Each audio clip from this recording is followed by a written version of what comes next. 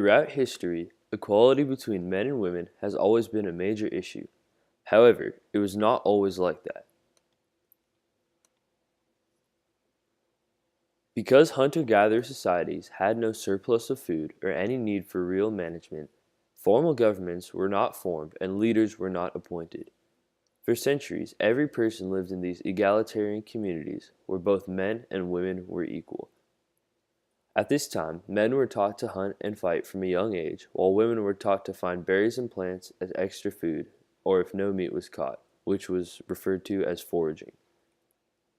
Pantheism is a worship that tolerates all gods, and animism is the belief in a supernatural power that animates the material universe. Both of these were common practices for people living in the hunter-gatherer societies. While men and women were equals in the time of hunter-gatherers, there was still a social hierarchy among the people. The hierarchy, however, was not gender-related. It centered around the idea of familial clans who were led by the elders, the wisest people in the clan. These elders had the most say in the activities of the clan and was the group who made the decisions on behalf of everybody else.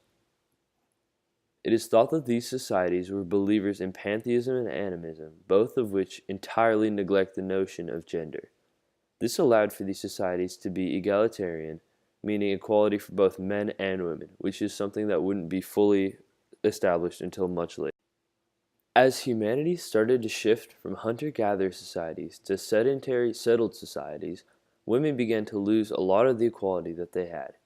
The fertility and ability to bear children that had made women almost goddesses in the hunter-gatherer era started to be seen as an obligation and something that was required to produce enough food for the family to survive. Eventually, more children meant more hands to help on the farms, leading to a surplus of food. While women were caring for the children, men were able to gain power due to the militaristic control that they were able to obtain. Men simply took leadership roles away from women, starting the centuries of patriarchies that followed. Men were also looked up upon more in society due to their manual work being much easier to observe and respect than the daily at-home work that women had to do. When humanity moved to classical societies, women lost even more rights. One of the most important injustices to arise from this era was arranged marriage.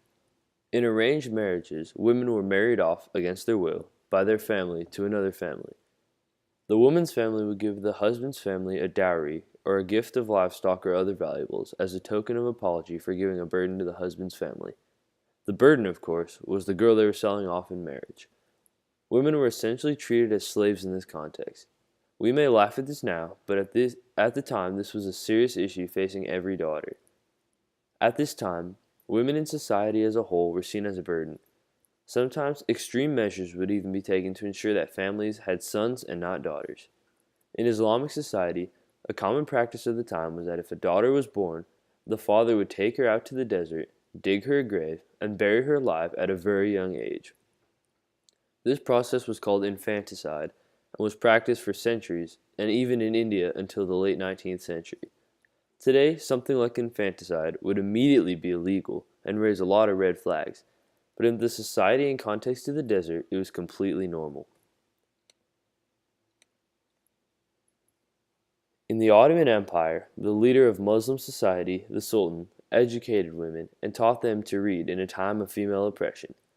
These women were part of the harem, a group of servants, wives, and family relatives of the imperial household. The harem took a portion of regular Ottoman women and taught them to do daily chores such as cooking and cleaning around the household. Besides their regular household duties, these women were allowed to learn how to read, something unheard of for women of this time. These benefits to women were allowed due to the Quran, which gives women more power and states that they were able to be treated equally and fairly.